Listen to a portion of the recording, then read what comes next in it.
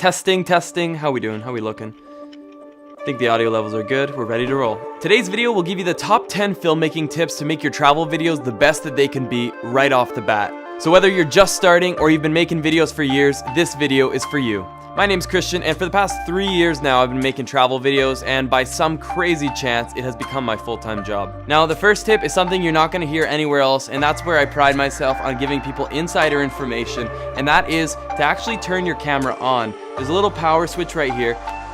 Did anyone find that funny? It seemed funny in my head.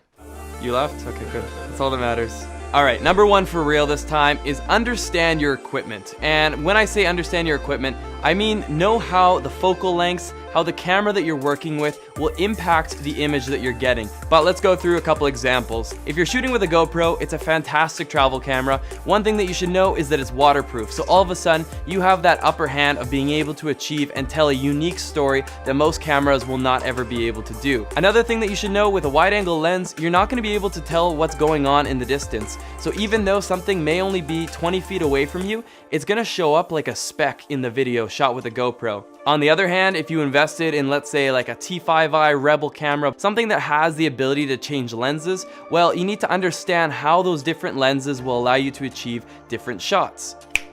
Boom, just like that, we now have two lenses. This lens right here allows me to get wide angle shots, kind of like the GoPro, but not quite as wide. And this lens right here allows me to get extreme close-ups. Not only does that mean that I can shoot things further away, but it also means that the subject will now appear closer to their background. So if I have somebody standing in front of the mountains now become humongous. Whereas if I shoot with a GoPro or a wide angle lens like this one, well, what it's gonna do is the exact opposite. It'll make the mountains in the distance seem really small and the subject will seem big and up front. So understand how your different lenses, how your equipment will affect the shot and shoot accordingly. And if you're shooting with a cell phone that has two lenses, that same logic applies. And one other implication is stability. If I was to pan with my GoPro, I would have a much more stable shot than if I just panned with my camera with this lens on. The shake will be much more noticeable with a very distant telescoping lens. Travel tip number 2 is to understand the difference between slow motion, fast motion, and when to use them.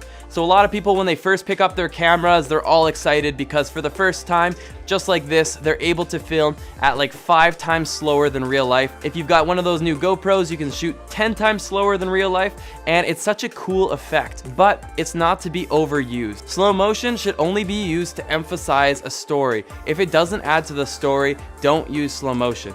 The same can be said with doubling up the speed or quadrupling the speed. Sometimes I see people using drone shots and they just go times 10 on the speed, and then all of a sudden they're rushing through the air, and it feels really weird because you can see the shake being caused by the drone moving around, being pushed by wind. You can see the waves are moving 10 times faster and it doesn't look natural. It really takes away from the moment. So if you're gonna speed something up with fast motion, at least make sure it's part of the intended effect. Personally, when I do fast motion, I typically like to cut up my clip so that it's more of a gradual up and then a gradual down. So in other words, if I had the clip right here, I would make maybe 5 cuts. Here I would have normal speed, right here I would have ×2, and in the middle I would have something like ×4. What that does for you is it gives you a bit of like a pyramid effect where it's more gradual. It's not this jarring speed up, stop effect. It feels natural, more of a flow to it. And I need to say that if you're shooting with a camera that doesn't do fast motion or slow motion, don't take that as like a disadvantage. Sometimes the best stories are just told by shooting 30 frames a second,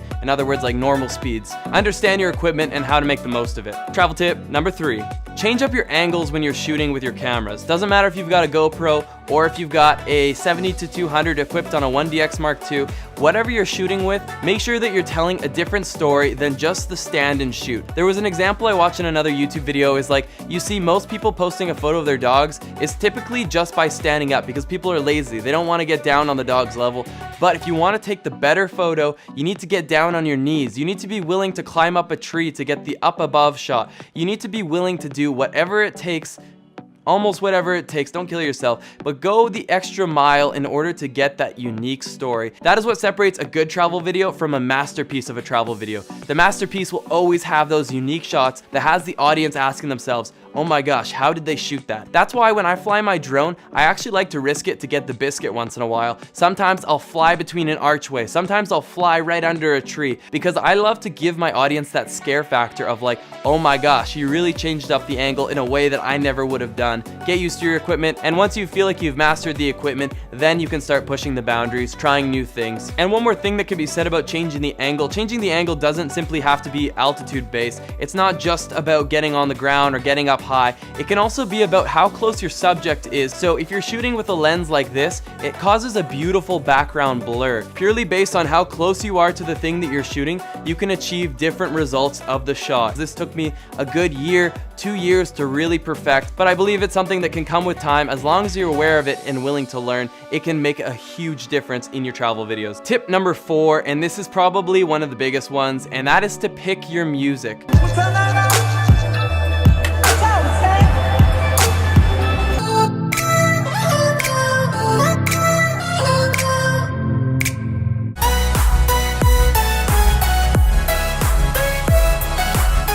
Music, music, music. It makes all the difference what kind of music choice you have. You have the control to evoke emotions in the audience based on the song you choose. So if you're trying to tell the story of a beautiful tropical beach, don't use a hardcore EDM song because they're completely clashing, unless that's your intended effect. If you're trying to tell a really high-paced energy story, that's where you can look at like the high BPM electronic music that gets the blood flow going. There is no wrong genre of music to use, but it has to complement the scene and the story you're trying to tell. Now with that being said, there's one place I get all of my music from, and when I say all, I mean it's my go-to every single day. I've actually partnered with them to create my own album. I feel like Kendrick Lamar right now. It's the exact same thing, except I didn't make the music, I just picked the song. But if you want to check it out, I actually have my own Lost LeBlanc album on Epidemic Sound right now. It's got 16 tropical travel adventure songs that will be amazing for any of your travels coming up. And the awesome thing is not just the fact that they have great music, but it's the fact that I can use this music on YouTube,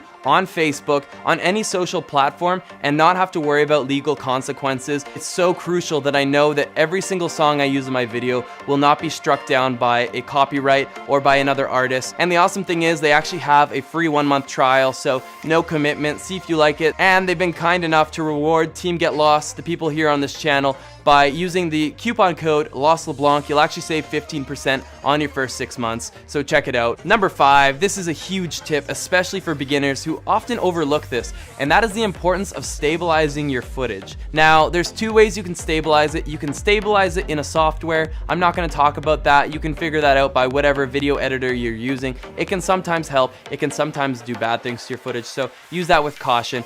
But the thing that I will focus on is creating the most stable video inside of the camera so that you don't have to do that extra step, at least rely on it in post-production. Whether you got a cell phone, whether you got a GoPro, they now have gimbals, automatic electronic stabilizers that allow you to achieve incredibly buttery smooth footage. You can buy stabilizers for, I believe, as affordable as like $300, and it will be a game changer in your footage. Now, if you're shooting with a heavier camera, they also have those gimbals. I personally use a big heavy duty one, but there's some pretty easy strategies that you can do without even having extra equipment. So let's talk a bit about that. This right here is my backup camera, and I'll show you one of the easiest ways you can stabilize.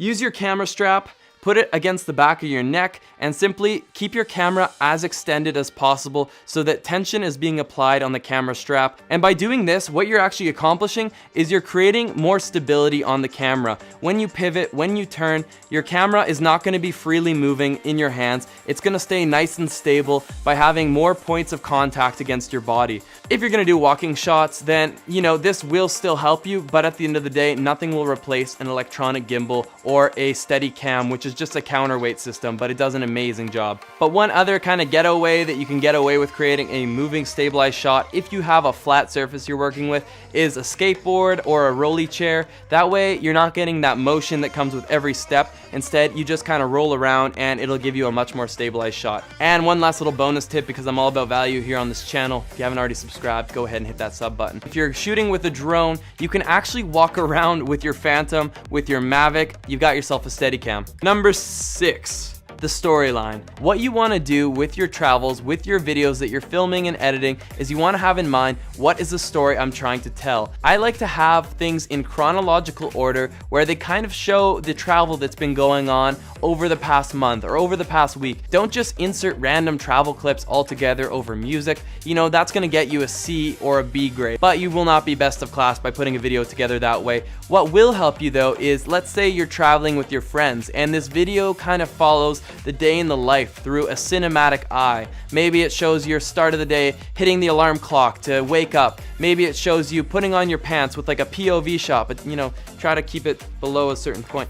And then maybe it shows you getting into the bus, heading to the kayak station where you then get in your kayak. All of a sudden you have different angles. You've got an angle that shows your paddle going into the water. You've got a wide angle that shows you leaving the shore. You've got another even wider angle that's been shot with a drone. These are the things that you can accomplish when you expand your equipment arsenal. Of course, that doesn't happen at first, but you can do it with any camera. You can always change up the shot. You can always tell different stories with different perspectives, but I really think it's important that there's a bit of a continuity, a flow that shows what's going on in this video, and that will definitely be a key if you want to take your video from a to a uh-huh. Okay. Numero, how do you say 7 in Spanish? Nombre 7. Number 7, here we go. We're going with French. All right, so number 7 is movement. So if I'm going to shoot a cinematic sequence, I see this all the time with beginners. Sorry, I'm just throwing all the beginners under the bus. Like this is getting a little graphic. There's just too many people under that bus right now. What you want to do is you want to think of movement as one continuous motion. So if you're shooting a nice pan, then the pan should look something like this, but then not all of a sudden jerk back. I mean, there's a few exceptions, but for the most part, you want to do it with one continuous motion, either uniform, meaning it's just like this, or an exponential acceleration. Maybe it can be like this. But what you don't want is random and sporadic movements is what I'm trying to get at here. Don't go like this, then like this. Again, this is going back to shake. It'll be horrible to watch. But another key example that I see beginners doing is when they're flying their drones, they tend to use a clip of their drone where you actually see the drone readjusting. So if you watch any of my travel videos, almost without fail, the only shots I use of my drone are the shots that are continuous. If I'm moving forward with my drone and tilting the camera up, if my camera stops tilting up, that is the end of the shot. Even though my drone may still be moving forward, that is a stop in continuous motion. The worst is when I see somebody use a drone clip, they speed it up, and then all of a sudden it just turns left. As somebody who's made a lot of videos, that is one of the most horrible things I can see. What's much better is if you want to do a turn, have it a nice gradual turn. Now, building on the importance of getting the right shots is actually making that shot match with the music. So once we've headed over to Epidemic Sound, we've picked out our amazing songs from the Lost LeBlanc album. What we're gonna do is we're going to, of course, want to tell that beautiful story with that song. When I'm putting together the story, I take my videos, I take my song of choice, and I make everything based around the song.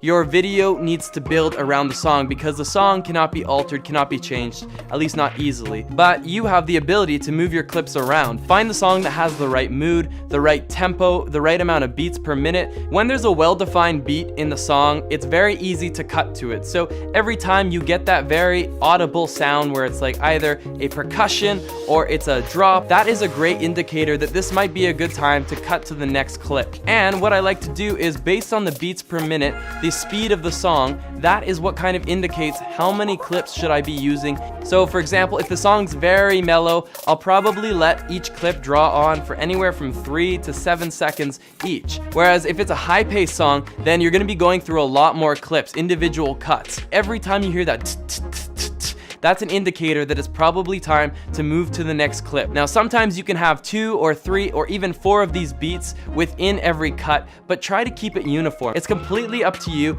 but it's about training your ear to hear that little tss. Here's a couple examples of mellow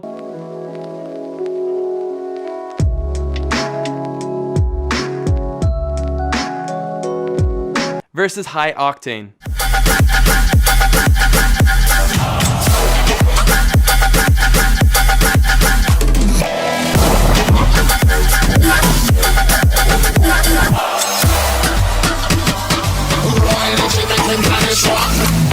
So it can be argued that there's no right or wrong way to do this, but if you don't cut your clip on the beat, you're doing it the wrong way. Find the right song, train the ear, make the cuts to the beats, and you will bring your video to the next level. Tip number 9 is particularly important, and I'll stress it with a very well-known example, and that is the GoPro highlight videos. Every year when GoPro releases their brand new cameras, you see this beautiful highlight reel that shows the most incredible shots, extraordinary colors, vibrancy, contrast, all this beautiful stuff in these shots, and you're like, oh my gosh, my shots are going to be incredible. You get your GoPro or any other camera for that matter and you start shooting with it, you're probably going to find you're a little disappointed. Your iPhone photos didn't look like they looked on the Apple website. The reason the footage you shoot doesn't look like their footage is because there is so much work put into the color grading. Color grading is one of the most important ways to tell your story. You can literally take a gray sky and make it seem like a beautiful fiery red sunset if you know what you're doing. Now, color grading is an art. It's something that takes months and years to get good at. So you want to make a wow video versus a video, then learn to color grade, because contrast, saturation, the curves, there's so much you can do with your colors to tell that story. For me, color grading is like getting a set of Play-Doh. You've got all these beautiful colors and it's up to you to mold them into the story that you want to tell. I think it's exciting. It's a lot more work though. All right, now I'm gonna give you a bonus one because I just thought of it. So technically this is a 12-tip video, but you know, again, that's the Lost LeBlanc value you get here on the channel. So if you haven't already, sub. When you're making travel videos, I wanna show you some hand motions that can be really fun for transitions. If you're doing a pan shot on the beach, what you can do is you can actually end it off with a really quick movement like that. Because you're actually moving so quick at the end of the shot, the human eye can't keep up with what's going on in the shot. And this is actually an opportunity when you're cutting to cut the scene right here when the camera moved really quickly and transition to another shot that's maybe panning in the same direction. The same can be said if you're shooting upward. If you're doing a slow pan upward and then you're like whoosh, like that, the viewer sees you panning up to the sky and then all of a sudden you move really quickly, they lose track of the shot. Now, take a drone shot. It's like all of a sudden you've transported the viewer into the sky. When you're going underwater, that moment right where it goes underwater, the viewer kind of can't see what's going on because the breaking of the waves gets in the shot. Cut that shot with a beautiful underwater swimming shot with like a dolphin, and all of a sudden it seems like this magical thing. So use those kind of creative thoughts to like, how can I make a unique transition within this moment? That was not even a full tip. That was a 9.1. Now, the 10th tip, the final tip, is, forgot it. Don't overdo effects, crossfades, the wacky little drizzle effect that brings on the next frame. And it's like, it depends who your audience is or what your goal is. If you're just trying to make a fun home video, that's nice. Go ahead, use those. But if you're trying to make a like professional looking YouTube video that you want to be proud of and be able to share that with other people, then these are effects that will definitely make your stuff feel a little bit beginner. I know some people that use effects and it can be done very tastefully, but personally, I don't use any effects in my videos. I now do all of my own effects basically manually. What that means is I'm either doing stuff with my camera like this, or I'm cropping in on my video using post-production, but I'm not just using a plugin and dropping in the effect. Be wary when using effects that it might not have the intended effect that you're looking for. That has been 10 travel tips for your next travel video. I hope you enjoyed this video, guys. If you want to see some of my travel videos, how I use my cameras, my lenses, vary the shots, well, I'll link one of my videos that I think does a really good job showing that. If you're looking for some tropical vibes, escape the cold weather, check it out. And if you want to learn more about my business, how I actually run all of this, how I'm able to travel the world, stay in hotels for free, and get paid doing it, then check out my Patreon community. I actually post weekly behind the scenes videos. Just recently posted a couple videos like how to beat the algorithm on YouTube,